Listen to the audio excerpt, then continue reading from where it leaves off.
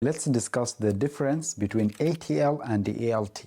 If you are trying to learn data engineering, you have probably seen these two words thrown around everywhere, ETL and ELT. Two letters, same three letters, just in different order. And somehow people make it sound like rocket science. So here is my promise to you. By the end of this video, you are going to understand the difference completely, not in a confusing textbook way, in a way that actually sticks. The kind of thing where next time someone asks you in an interview, you just explain it. Called easy. I'm going to use one simple story to do it. We don't have any complex style to do so. It's a very easy concept. And let's go. First, what do the letters actually mean? Let's start with the basics, because honestly, half the confusion comes from people skipping this part. So both ETL and ELT are made of the same three steps. Just three, right? Here they are. E is for extract. That just means grab the data from wherever it lives, maybe a database, a file, an app, an API, pull the raw data out. This is the extraction. Then we have the T, which stands for transformation or transform. That means clean it up and shape it, fix the messy stuff, change formats, join things together, make it actually usable. Let's call this the cooking step. Okay? We are going to cook the data and prepare the data to our consumers. Now we have the last letter, L, is for load. That means put the data into the final home. Usually a data warehouse where people can actually use it for reports and analysis. So all three steps happen in both cases: extract, transform, load. The only difference between ETL and ELT is the order you do them in, right? That's it. That's the whole secret. Let me explain it with a story.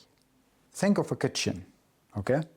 Imagine you order a big box of fresh vegetables from the market, raw and dirty. Some of it you need, some of it you don't, right? That box is your raw data. Now your main goal is you want to end up with a nice, clean meal in your fridge, ready to eat. That fridge, that's your data warehouse, the finished, organized place where everything is ready to go. Now the question is simple. When do you do the cleaning and the cooking? Before you put it in the fridge or after? That one choice is the entire difference between ETL and ELT. Now in ETL, extract, transform, load, you clean and cook everything first, and only then you put it in the fridge. You take the raw vegetables, you wash them, you chop them, you cook the meal completely, and only the finished clean dish goes into the fridge. So the concept here, whatever lands in your fridge is already perfect and ready to eat. This is very important. That's ETL. Now let's talk about ELT. ELT, extract, load, transform. You flip the last two steps. You take the raw vegetables and you throw the whole box straight into a giant fridge first. So these vegetables are raw,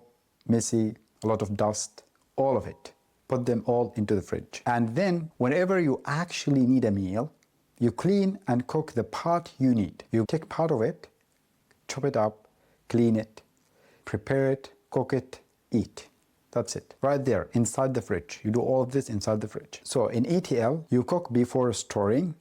In ELT, you store first and cook after. So whenever you need it, same three actions, right? That's just different order. That's genuinely the whole idea. Now let's explore why did people start doing it the new way, which is ELT. Now you might be thinking, okay, but why are there two ways? Why not just pick one and move on? That's a great question. And it comes down to what was possible at the time. ETL, the cook first way, is the order approach, and there was a really good reason for it. Back then, storage was expensive and warehouses were not very powerful. So you could not afford to dump a huge messy box of raw data into them. You had to clean and shrink it down first, kind of reduce the size, make it a little bit small, and only store the good stuff. Basically, cooking before storing saved you money and space. You prepare it, clean it, cook it, and then store it. You will save a lot of space, and it's very easy to grab it right when needed. And then,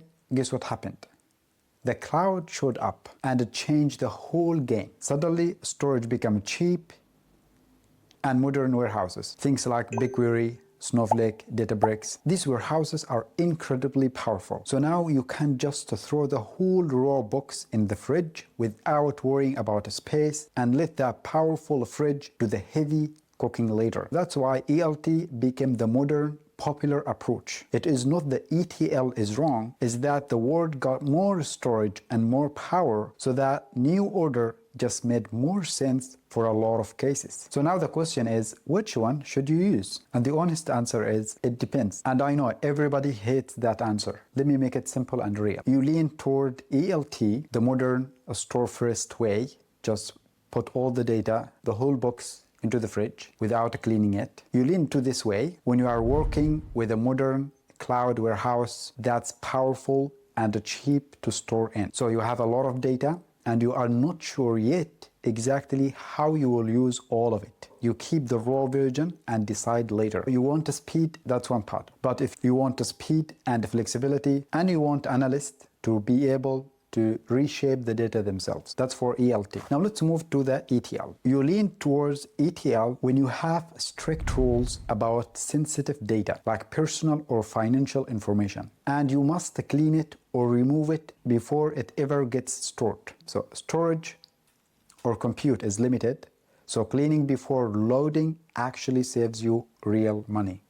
This is the second option, where you want to lean into ETL. You don't have to memorize a giant table of rules. Just remember the kitchen. So cook then store, or store then cook. If you understand why each one exists, the when to use it part comes naturally. Let's have a quick recap. So both have the same 3 steps: extract, transform, load. Grab it, clean it, store it. ETL, extract, transform, load. You cook before you store. It's great when data must be clean or private before it lands. We have the ELT, extract, load, and transform. You store first, cook later. The modern cloud way. Great when storage is cheap and your warehouse is powerful. So if you remember that kitchen, you will never get these two confused again. And another point before we close this, sometimes even with the cheap storage, with the modern warehouses, for whatever reason, if we want to feed a model or an AI model and we want to make it in real time, we could lean into the ETL, extract, transform, load, because you don't have time to load the data first into the data warehouse and then clean it. So we kind of clean it on the fly and load it into the model. That's another approach. See, it's not rocket science at all. It's just a kitchen, and now you understand something that generally confuses a lot of people who have been in this field for a while. So this is exactly how I like to learn data engineering. So take the scary sounding stuff, remove all the confusion, and turn it into something you can actually picture. Because once you can picture it, you never forget it. If this made ETL and ELT finally click for you, hit subscribe. I am breaking down all the core data engineering concepts in a very simple way. Let me know in the comments which concept that you want to break it down, and we will go through it. Thank you for watching, and I will see you in the next one.